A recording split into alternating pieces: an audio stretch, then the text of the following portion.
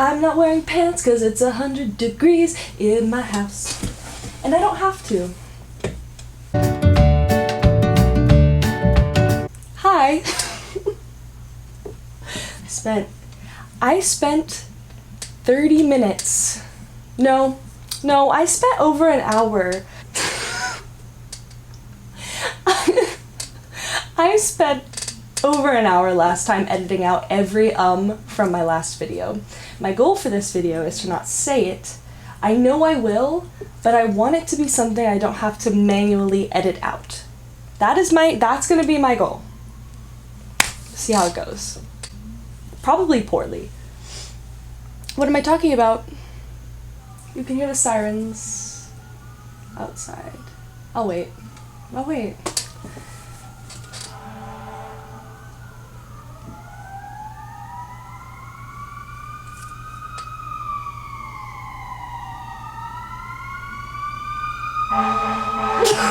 That sounds close.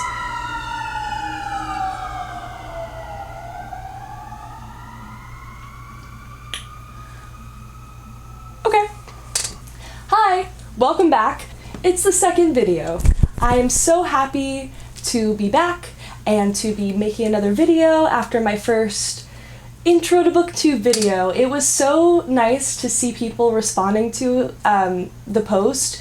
People beyond my personal life. I was expecting to just be my close friends, my Instagram followers, not that I have like a slew of that, but just people that kind of see me often to click on the video and to watch it. And the amount of people that I've never met before, never spoken to before, that watched my video and subscribed and commented, people from not in the United States, it was really cool and very special and very uplifting, so it made me even more excited to make more videos. So thanks to everyone that subscribed and watched my first video. I'm excited to be back.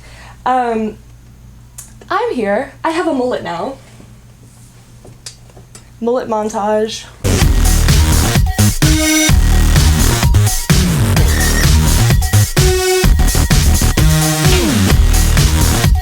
I did get a mullet. It's very characteristic of me to make a YouTube channel and then look completely different in the second video so no one recognizes me, but I'm kind of living for it. Long hair isn't me. I've had short hair for most of my life, for about 8 years before I let it grow out, and I had a bob. I was like, I'm just gonna try the bob thing. I'm gonna let my hair grow out and I'll have nice locks or whatever, and about 2 months after that, I was completely over it and ready to cut it off. It's also super hot in my house. I don't have central AC, and I'm a short hair person. It just fits me. It brings out the smile in my face. So what's new with me? I did get a mullet. I have a microphone now. As you can see, I will be talking with my hands a lot because I'm very big gesticulator. Gesture, hand motions. Yes, so I have a mic, I have a nicer camera that I rented from the school library. I feel very fortunate to be a student and to be able to have resources to use like this while I can. So eventually, if this continues to go well, I'll probably invest in equipment, but it's nice to be able to buy a cheap mic on the internet and then rent a really super nice expensive camera from my school library. So very thankful for that. So today, very excited because August was a great reading month for me. I know we're halfway through September, and I'm just now getting around to making a wrap-up, but that's okay. We still read those books, and we're still gonna talk about them. In August, I read 8 books, which honestly for me is a feat, and I don't think that really any number of books that you read in a month says like whether you're a good reader or not. Was just a goal that I was really proud of, and I somehow smashed, besides it being a super busy month for me. In August, my internship did end, and I had a couple weeks of break before the semester started and before I started back up as a part-time employee at my job. So I had those few weeks to kind of decompress and sit in parks and read and go on walks and listen to audiobooks. So usually I'm just a read a paper book person. I kind of stick to that. However, I did get more into audiobooks this month, which really helped me read more. Usually, I like I said, I usually stick to the paper books, and not that I'm elitist about that, but not that audiobooks aren't real reading or anything like that. It's just I get distracted very easily and find that I'm like soaking up a story more if I'm reading it on paper. But I was going on a lot of walks. I am taking a required PE credit that was supposed to be a bowling class in a bowling alley, which I'm so sad about that I don't get to do. But my walking class, we get to kind of just walk around this trail that surrounds this mini lake in the middle of our campus, which I never knew even existed. So basically we show up, we sign in, the guy's like, okay, walk, and I go walking alone, and I'm able to like crush a bunch of audiobooks because of it, and it gives me time to kind of unplug while also listening to a story, because to me reading's the one thing that relaxes me. So to be able to read and listen while I'm spending time in nature and just kind of taking a brain break and also getting some exercise has been really positive for me. So I think my opinion on audiobooks has changed, which is really cool. So yeah, I'm excited about that. Anyways, let's get into what I read in August. Like I said, I read 8 books, and I'm super excited to share what I read. I really enjoyed pretty much everything I read. Let's get going. Also, before I start, look at this stack. Isn't it sexy, gorgeous, amazing, yummy? Like, this is beautiful. Well, I don't want to give a spoiler about what I'm going to talk about, but it's so colorful and pretty, and I like to look at it. Anyways. Okay, first book of the month I read, Pet Sematary by Stephen King. I haven't talked about it yet, but I am a big Stephen King fan. My dad, kind of like a lot of people's dads, was a big Stephen King fan growing up, still is, really enjoys his stories, and so that love was sort of passed down to me. He has a really nice vintage collection of Stephen King that I kind of get to borrow from. This wasn't from that, it was actually gifted to me by my partner. She found it at a thrift store called Book Nook in Atlanta. I'm pretty sure it was at Book Nook. It's just a really cute copy, like the lime green's so nice, the cat on the cover is great. I like these sort of, I wouldn't call them mass market paperbacks, maybe this is, but they're just sort of smaller books that I can fit in my bag, and even though they look a little chunkier, I like that they're a smaller size, so this was nice to carry around.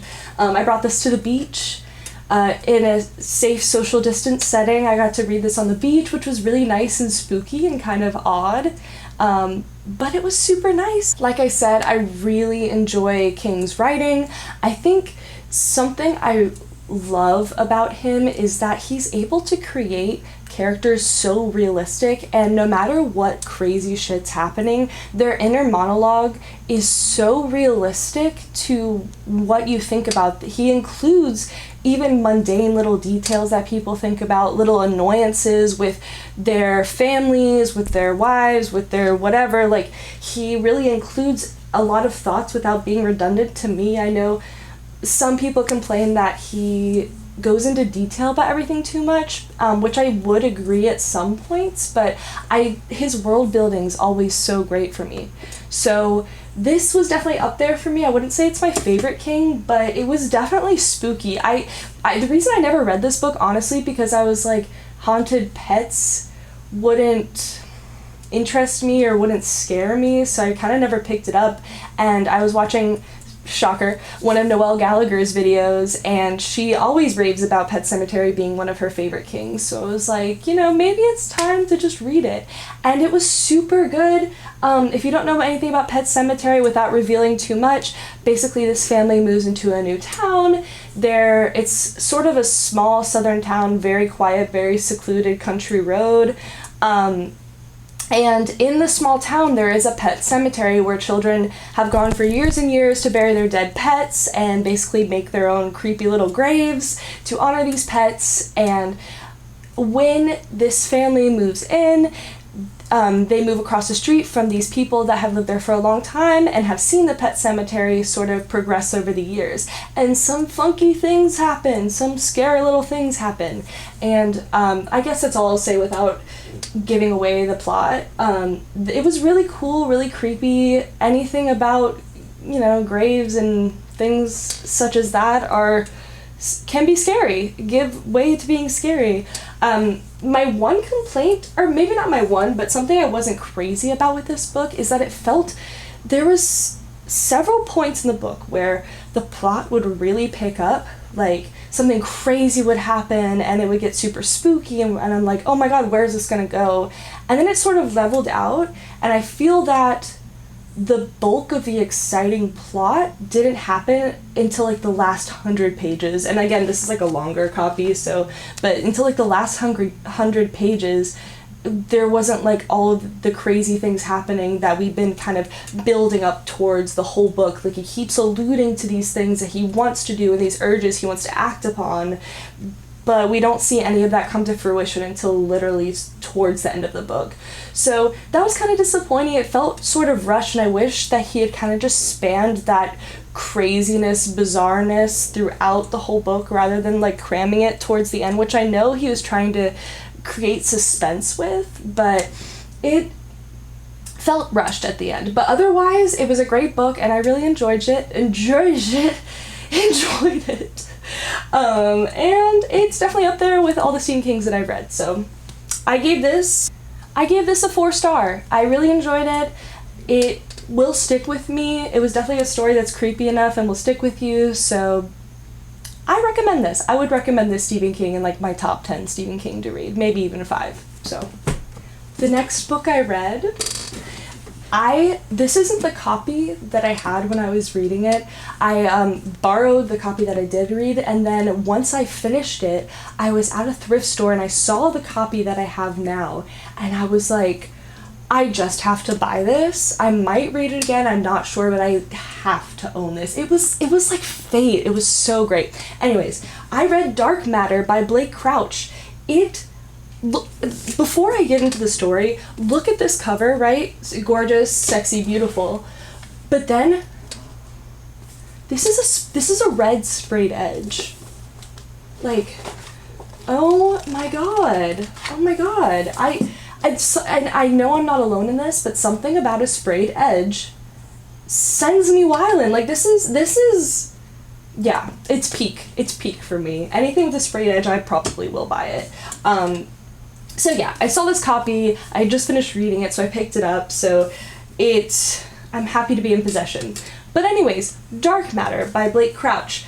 It is basically, I will not say this every time, but without giving the plot away, basically this man, Jason, wakes up in his own body, but in a life that isn't necessarily his. This is a sci-fi novel sort of loosely based around Schrodinger's cat theory, so if you know anything about that, it's about multiverses and that sort of concept. So basically Jason wakes up in this alternate universe of his life that is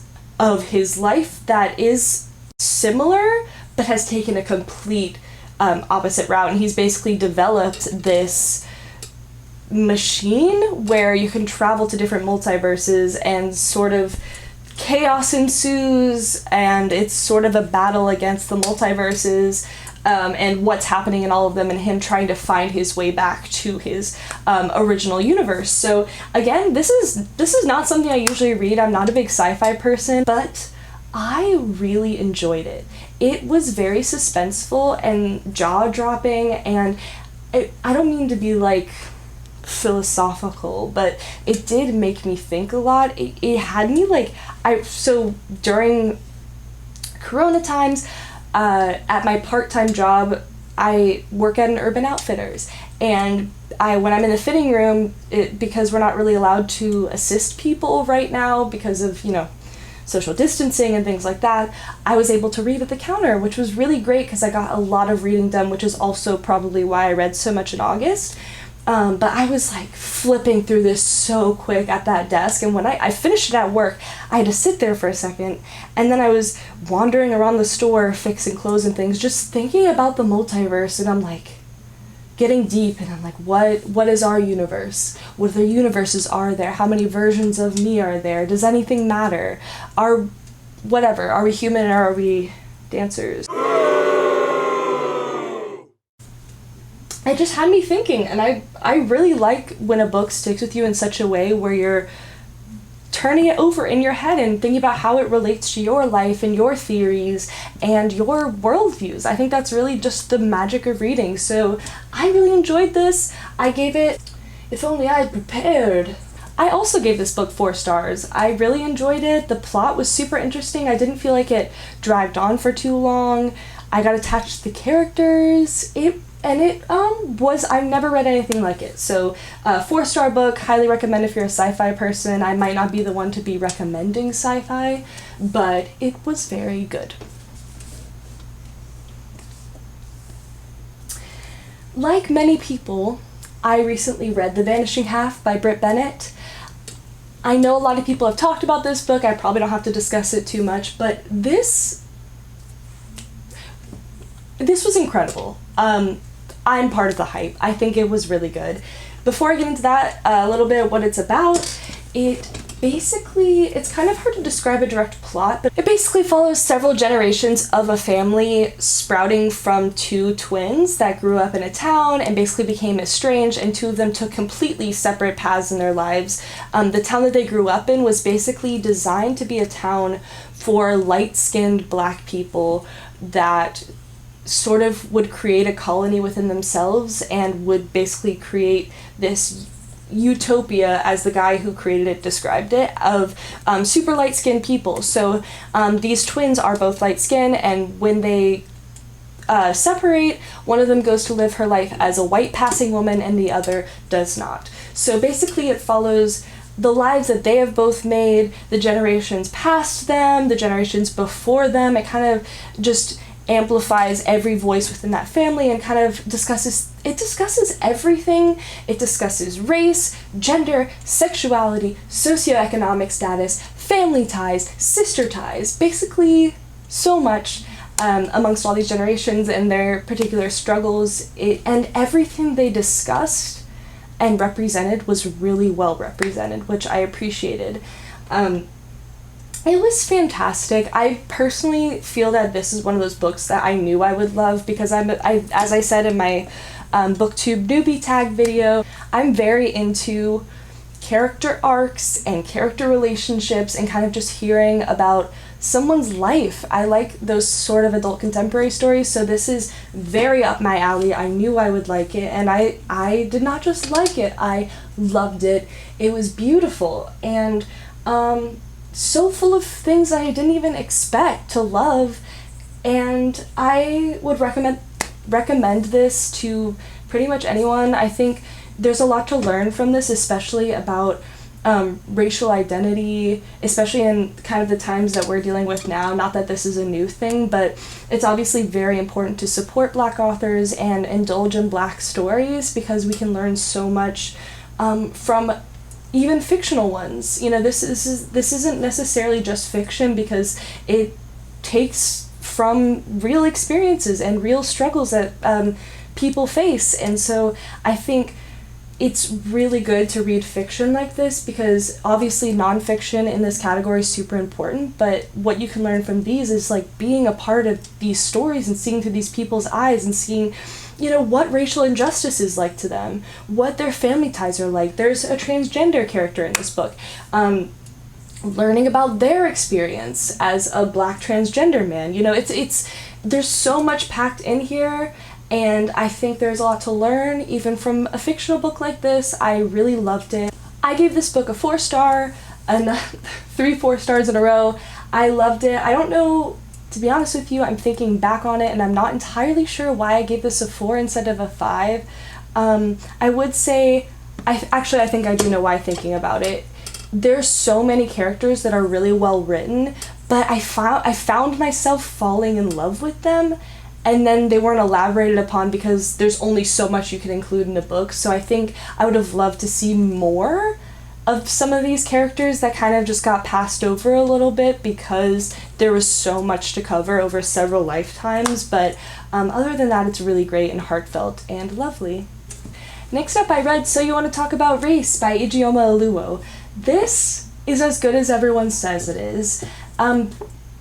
You kind of get the gist. Essentially, it's sort of her memoir mixed in with bullet pointed chapters sort of about how her narrative blends in with the topic of race. Not only is this about her personal narrative, she weaves it into topics that really need to be discussed, and it does piggyback off of her personal experience, but it also just addresses the things that people don't address in history classes, in popular culture, in our conversations with our friends and family.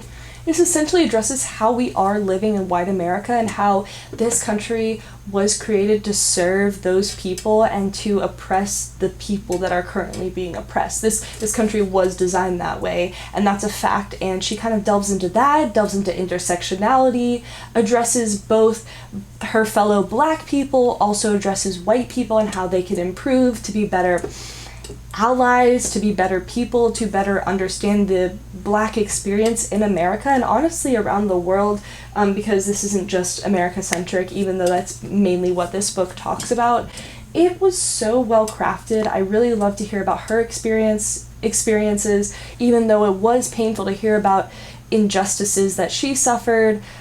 But there was always something useful she pulled out of it to sort of discuss. And what I also really enjoy about this book that I'm not sure a lot of other books do is it forces, no matter what you look like reading this book, it forces you to sort of think about your perspective on race, your experiences with race, your privileges because of your race, all of that combined. It forces you to confront that in a way. Camera stopped recording vibes. I think I was saying basically it forces you to confront all of these things in a way that might be ugly and hard sometimes, but is absolutely necessary for everyone to kind of take a second and think about their racial prejudices that they might not even realize, or how they've come into contact with these concepts in their life and maybe have dealt with it incorrectly, or how they could deal with it better. I think no matter how anti-racist you are, how well educated you are, I think everyone could benefit from reading, or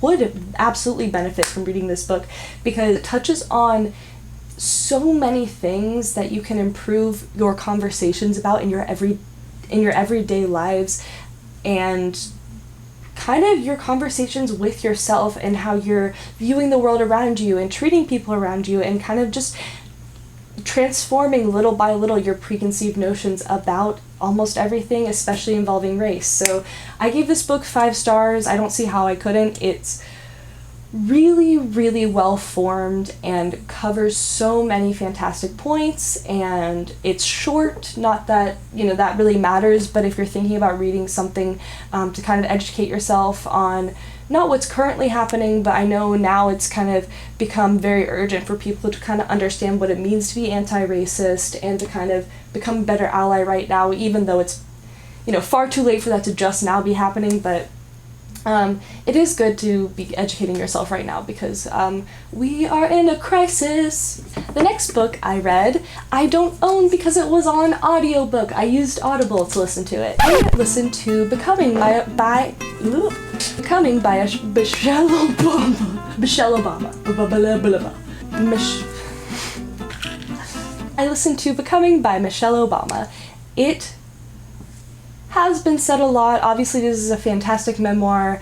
It took me over a year to listen to it because Miss Obama speaks at a glacial pace. Not that she's boring. She's a very fantastic, interesting woman. She just speaks very slow and very serenely, to the point where I start to lose focus and maybe doze off sometimes. So it was sort of one of those things, or one of those audiobooks that I had to listen to with the intent of listening to it. So it took me a very long time to listen to. Also, I sort of took breaks from it at points, but I finally finished it. It's also extremely long. It was like, I think I listened to it on 1.25 speed, and it still took me 13 hours to listen to. So it is a lengthy one, but it's fantastic. Not much detail to go into about what it's about.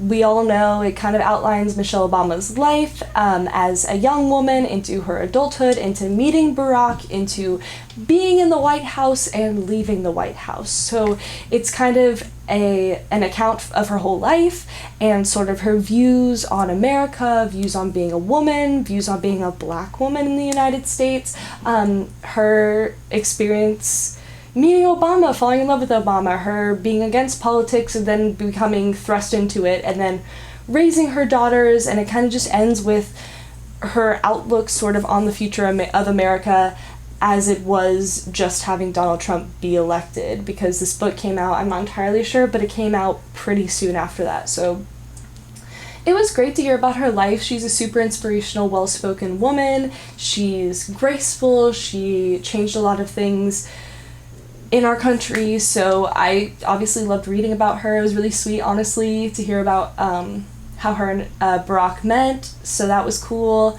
And I really enjoy getting an inside look about what it's like to be within the presidency. I think it's kind of a tough time to read something like that, though, because of how messy our government is. It's kind of hard to idolize or you really shouldn't idolize a president, but it's kind of hard to look at that in a positive light because of how destructive sort of the White House has been at times. So I kind of took it with a grain of salt, but I think really it was nice to hear from Michelle, because she is not someone that is rooted in politics or even really has an interest in politics. So to kind of hear her talk about it and give her views on it was super cool. I enjoyed hearing from her and just kind of about her experiences, her views, her life in general. She's very interesting and is filled with a lot of joy and warmth, which really translated into her reading the book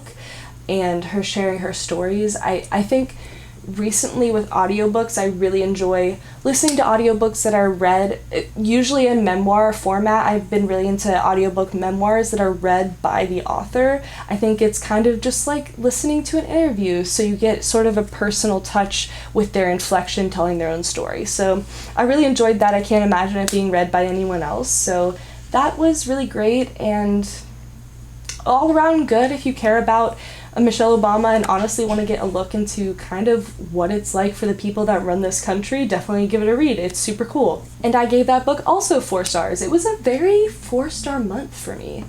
Very good. Very good. The next book I read was My Year of Rest and Relaxation by Otessa Moshfegh. It was unlike anything I've ever read.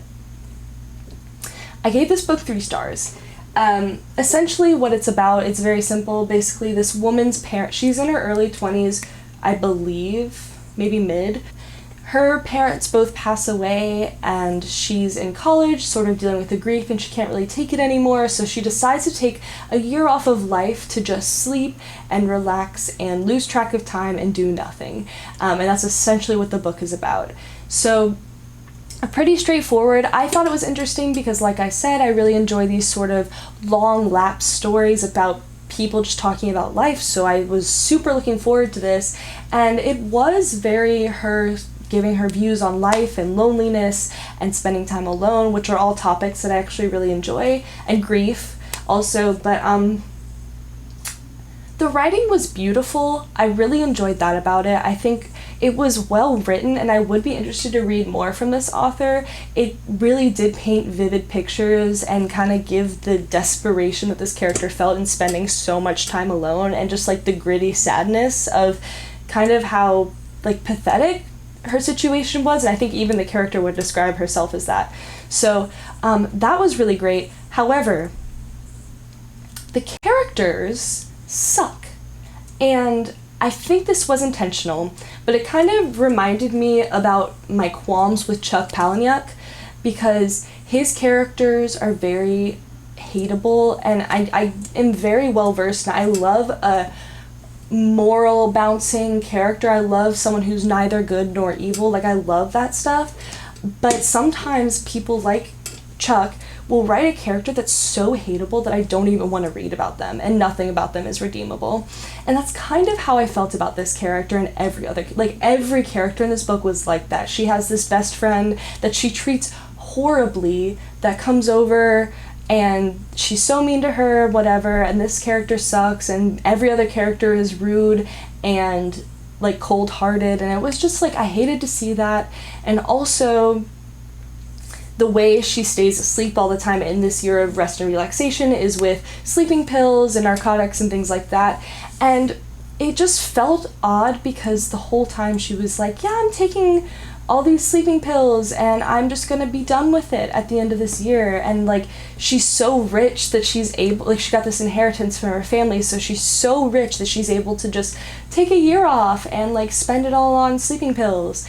And something about that was just ugly to me, like forming an addiction for fun that's like so scary, and just being able to like not participate in society because you're so privileged. I just like, I don't know, coming off of reading so many, like, as you saw what I read this month, so many like down to heart like stories about personal struggle and redemption, I was like, I don't care about like these struggles that you create for yourself. It was kind of just like, I don't know, a bummer. I just did not like the way this character was so entitled, and she was so self-aware of what she was doing too, that she was like a bad person and mean to these people and you know, abusing drugs, and like she was like, yeah, I'm rich and I can do this and whatever. So I don't know, I mean, I guess maybe that's self-realized. I just was like tired and I didn't care about that narrative. But that being said, I actually really did enjoy the writing and it did make me want to keep reading.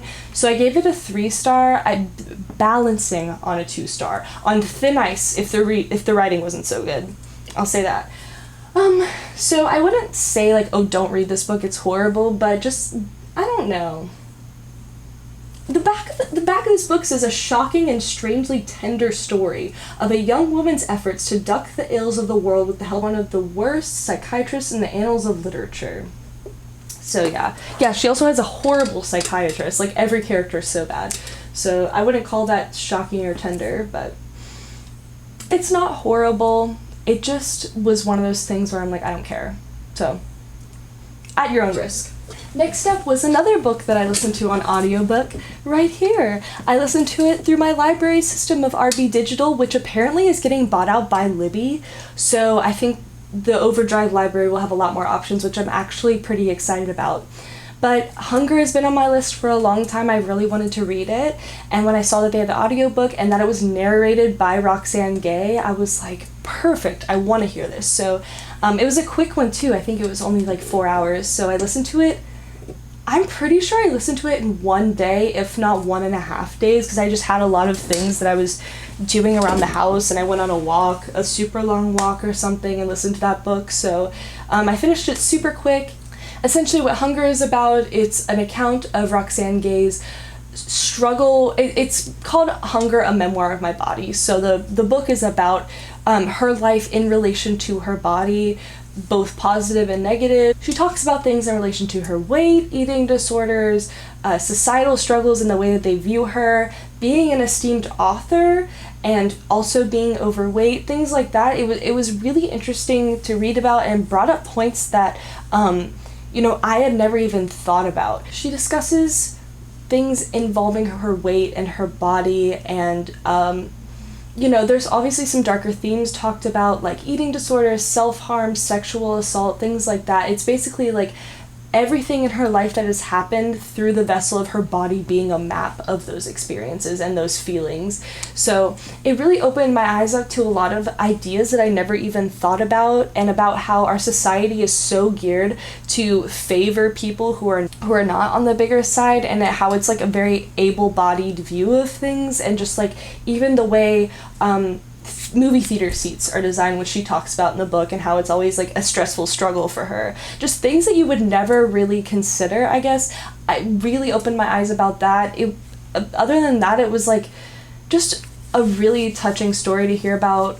I'm a big memoir person, so I really enjoyed hearing about her life, how she became a writer, how she, even later in life, I'm not entirely sure how old she is, but she's like, I'm pretty sure over 40, if I'm not wrong, how even in her adult life and being a celebrity author, still struggles with these ideas, and struggles being comfortable, and struggles not listening to what society is expecting of her, and rather listening to what she expects of herself. So it is a touch of body positivity, which isn't too overwhelming. It's kind of teaching yourself how to love your body because it carries you through this life. And I think that was a really great tool throughout her memoir, because she kind of talks about her body as this living, breathing representation of her life, which is what we all experience. We carry this body through every experience we have.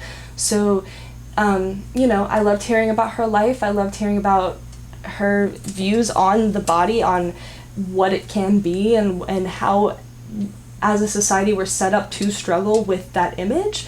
So, obviously I'd be careful if you want to read this, if any of those things I mentioned sound like trigger warnings to you. I know that's can be a touchy subject for a lot of people, so definitely be wary of that. I wouldn't say it's anything too graphic, but things are mentioned a bit throughout her life because it's an honest recounting of her life, so definitely be wary of that. But it was a fantastic narrative. The writing's amazing, her life is super interesting, and I did feel like I walked away having a better worldview about the body. So that was really great. I don't know if I said this, but I did give it 4 stars. I really enjoyed it and would recommend it as a memoir to most people. So, and my last book of the month was A Short Little Thing. This, I don't even remember. Okay, first of all, I ordered this from something that rhymes with Splamazon, which I hate doing, but it was the only place that I could find it, and it was new, but I don't know about y'all, but that does not look new to me. So I don't know what happened with that. I think I don't know, I think someone's dog got a hold of it, but anyways, what I was saying is I don't remember how I heard of this. I think maybe the cover drew me in. I added it to my Goodreads a long time ago, but couldn't find it anywhere because I think it is a very small published thing. But basically, this is Blood by Rachel McKibbins. It's a small book anthology of poetry. It's not necessarily regarding a certain topic, but the poems themselves are very dark, vividly dark imagery, things like that, about love, about family, about trauma. And I really, really love this. I'm not a huge poetry person unless I'm sitting down for a day to read a whole poetry book like I did with this one. And it was just really good. There was a couple of these poems that stuck with me so much. I was like, I would get that tattooed on my body. And I found myself, I don't know if you could see from over there, but just underlining a lot of things.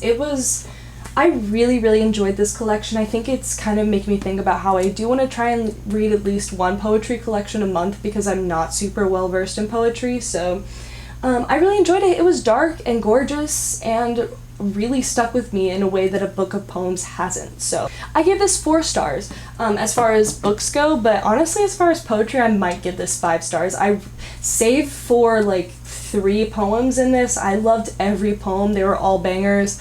It's beautiful and I really enjoyed it. So if you're looking for some dark poetry, pick this up. I highly recommend it if you can find it. And don't order from Amazon. I don't like doing it. I try to avoid it, but I did it with this one and I regret it. So there you go. And that is August. Those are the books I read in August. I am super proud of the amount of books I read, even while being a student and working part-time and doing all the things I do. I was really proud of accomplishing that much, and I hope you guys continue to have good reading months. I would love to hear if you read any of these, what you thought, or based on what I've talked about, if you have anything to recommend. I love recommendations. As I've said, I love the Goodreads app, so I'll add those right to my Goodreads.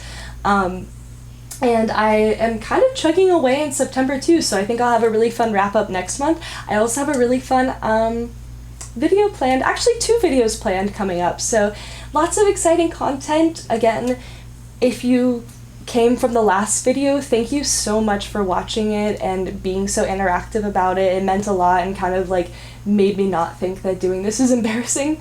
So thank you for the people that came from that video, and if you're new, thanks for coming. I hope you stick around, and I'll see you next time. Bye!